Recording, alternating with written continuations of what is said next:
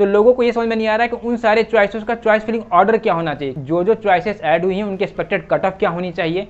Hello everyone, welcome to शिक्षा समाधान। ऐसा यार कि आज मैं एक बहुत ही इंपॉर्टेंट अपडेट देने आया हूँ कि जैसा कि जोसा की हमारी काउंसलिंग चल रही है, ठीक है। और इस साल चूँकि आपको पता होगा कि जोसा की काउंसलिंग में टोटल 73 नए चॉइसेस ऐड हुए हैं। उन 73 चॉइसेस को लेकर बहुत से बच्चे पेरेंट्स में काफ़ी परेशानी भी है, कन्फ्यूजन भी है।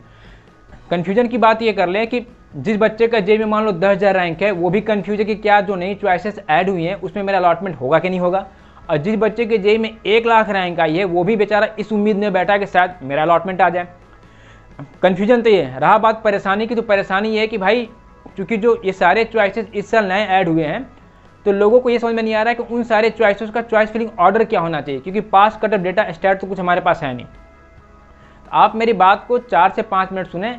जितना भी समस्या आपको आ रहा है, सारे समस्या का मैं समाधान कर दूंगा कि भाई जो जो चॉइसेस ऐड हुई हैं उनके एक्सपेक्टेड कट ऑफ क्या होनी चाहिए, आपको चॉइस फिलिंग ऑर्डर में उसको कहाँ पे अरेंज करना है। तो ये सारी चीज़ें मैं इस वीडियो में आपको बताऊंगा। चलिए ज़्यादा समय ना बर्बाद करते मैं सीधे टॉपिक पे आता हूँ। टॉपिक पे जाने से पहले एक दो चीज़ हम लोग ये समझ लें। पहले मोटा मोटी एक ये समझ लें कि किस किस IIT NIT में कितनी चॉइसेस ऐड हुई हैं और टोटल नंबर ऑफ सीटें कितनी बढ़ी हैं। जैसे मान लें IIT की बात कर ले तो इस साल टोटल IIT में देखो यार 25 नई चॉइसेस ऐड हुई हैं, राइट। सीट की बात कर लें तो 583 उसमें नई सीटें बढ़ी हैं। उसी तर्ज पे NIT में 13 चॉइसेस हमारे पास ऐड हुई हैं। IIT की बात करें 11 चॉइसेस ऐड हुई हैं। GFTI में 24 चॉइसेस ऐड हुई हैं। टोटल बात करें तो 73 नई चॉइसेस जोसा 2023 की काउंसलिंग में हमें देखने को मिल रही है। टोटल सीट पे एक बार नज़र हम लोग घुमा लें तो टोटल 2781 नई सीट ऐड किया गया है। ये बेसिक था, मैंने जो बता दिया। अब मैं मुद्दे पे आता हूँ। मुद्दा ये है कि सर ये बताइए कि इन सारे चॉइसेस का एक्सपेक्टेड कट ऑफ क्या होगा, इसको कहाँ अरेंज करना है। तो ये जो मैं समझा रहा हूँ इसको 2 मिनट बड़े अच्छे से ध्यान से आप समझेंगे। यहाँ मैंने कॉलेज का नाम, ब्रांच का नाम रखा है। आप ये ध्यान रखेंगे जितने भी कॉलेज ब्रांच के नाम में ये येलो कलर यूज किया गया, राइट, ये सारे जितने भी येलो कलर हैं ये सारे इस साल चॉइस में ऐड हुए हैं 2023 में। पहला तो कन्फ्यूजन ये था कि कौन कौन से ऐड हुए हैं, वो आपको दिख गया।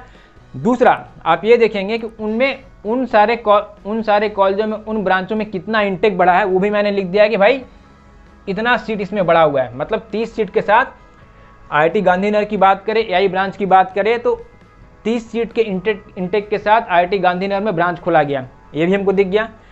उसके बाद हमारा अलग कन्फ्यूजन था कि सर इन सारे चॉइसेस को रखना कहाँ है। इसके लिए देखिए मैंने क्या किया है कि जो भी येलो कलर में आपको कॉलेज ब्रांच का नाम लिख रहा है उसके ऊपर देखिए हमने ये रखा है कि मान लीजिए अगर आपको IIT गांधीनगर के AI को रखना है तो IIT गांधीनगर के AI को CS के जस्ट आप नीचे लगाएंगे, राइट। और रेफरेंस के तौर पे हमने पिछले साल का कटअप रखा है कि 1366 रैंक पे पिछले बार IIT गांधीनगर में मान लो CSC मिला था। तो इस साल जो ब्रांच है इसकी कटअप 10 से 15% फ्लक्चुएट कर सकती है। मतलब उतना प्लस माइनस आप मान के चलेंगे, उतना मोटा मोटी आप कैलकुलेट कर लेंगे कि भाई इतना फ्लक्चुएशन हो सकता है। तो आप ये देखिए, इसको आप ध्यान से देखेंगे तो जो भी आपके मन में कन्फ्यूजन 3-4 थे। पहला तो कन्फ्यूजन ये था कि जो जो नई ब्रांचेज ऐड हुई हैं उसको चॉइस फिलिंग ऑर्डर में कहाँ लगाना है, आराम से आप देख के समझ सकते हैं। दूसरे कॉलेज की बात करें, मान लो IIT रोपड़ की बात करें, IIT रोपड़ में भी मान लो AI डेटा साइंस खुला है तो उसको CS के नीचे हम लगा देंगे।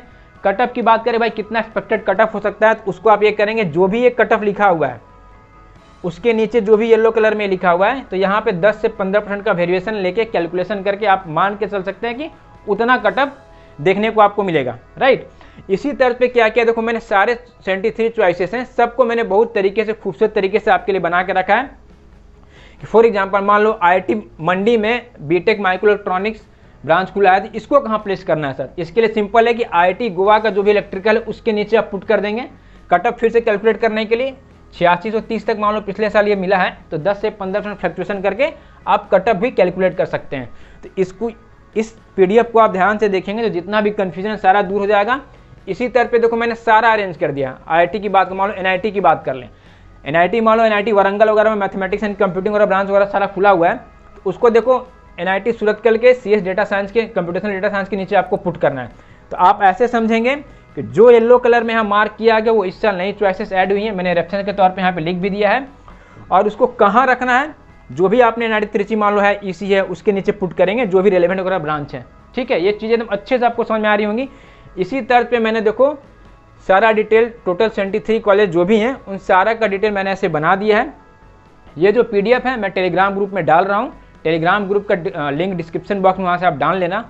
हाँ, और एक चीज़ और ध्यान से सुनेंगे, जहाँ तक जब बात पीडीएफ की चलिए मैं आपको बता दूं कि जितने बच्चे और पेरेंट्स अगर अपनी चॉइस फिलिंग ऑर्डर जो मार्केट में फ्री पीडीएफ सर्कुलेट होता है, फ्री पीडीएफ को यूज करते हुए अपने चॉइस फिलिंग फिल की है, या मान लो 200 या 300 रुपये के पीडीएफ को यूज करते हुए अपने चॉइस फिलिंग फिल की है, तो मैं आपसे रिक्वेस्ट करूंगा कि एक बार आप उस पीडीएफ में क्रॉस चेक करें कि क्या जितनी नई ब्रांचेज ऐड हुई हैं क्या उसमें मेंशन है कि नहीं है, क्योंकि ये सारी ब्रांचेज अच्छी हैं और चूंकि नए इस साल ये खुली हैं तो उसमें एडमिशन का जो प्रोबेबिलिटी है हर एक बच्चे का हो सकता है, मतलब एज पर उसके रैंक के अनुसार। लेकिन मान लीजिए आप चॉइस में फिल ही नहीं करेंगे तो आपको अलॉटमेंट नहीं आएगा। तो ये सारा चीज़ आप देख लेंगे। दूसरा एक चीज़ और ध्यान देंगे कि जो मैंने यहाँ पर डिटेल बताया है केवल 73 जो नई चॉइसेस है उसको ध्यान में रख के बताया है। ऐसे अगर जोसा की काउंसलिंग जितने बच्चे कर रहे होंगे ध्यान देंगे कि अगर आपने जेईई एडवांस क्वालिफाई किया तो टोटल आपको 813 चॉइस दिख रहे होंगे, राइट, और जिसने जेईई एडवांस क्वालिफाई नहीं किया उसको 515 चॉइस दिख रहे होंगे। तो उन सारे चॉइसेस को कैसे परफेक्ट वे में अरेंज करना, उस सारा चीज़ शिक्षा समाधान एप्लीकेशन के चॉइस फिलिंग ऑर्डर में अवेलेबल है। मैंने पहले के वीडियो में ही बताया था। मैं आपको हाईली रिकमेंड करूंगा कि उस चॉइस फिलिंग को ऑर्डर को आप यूज करें। उसमें सारे हमने नए जितने भी ब्रांचेज हैं सारे नए ब्रांचों को भी हमने इंटीग्रेट कर दिया है, उसको यूज करेंगे कभी आपसे गलती नहीं होगी, क्योंकि आप समझ सकते हैं कि जोसा में चॉइस फिलिंग का मौका सिर्फ हमें एक ही बार मिलेगा। 28 जून तक उसकी लास्ट डेट है। जैसा हम चॉइस फिलिंग करते हैं, जैसा हमारा रैंक आता है उसके अकॉर्डिंग हमारा अलॉटमेंट आता है। एक बार गलती हो गया उसके बाद फिर वो सुधरता नहीं है, तो ये बात आप अच्छे से ध्यान रखेंगे, ठीक है। तो मैं बस इतना ही आपको समझाने आया था कि जो नई नई चॉइसेस ऐड हुई हैं उसकी पोजीशन क्या होनी चाहिए, उसमें कितना सीट बढ़ा है, उनकी एक्सपेक्टेड कट ऑफ क्या हो सकती है, ये सारा आपको मिल जाएगा। डिस्क्रिप्शन में लिंक है टेलीग्राम का, यार ज्वाइन कर लो, और डिस्क्रिप्शन में शिक्षा समाधान ऐप का लिंक है उसको भी ज्वाइन करो।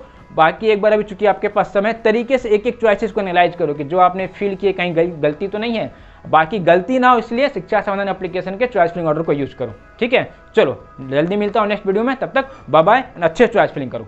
Think Admission. Think Shiksha Samadhan. Download the app now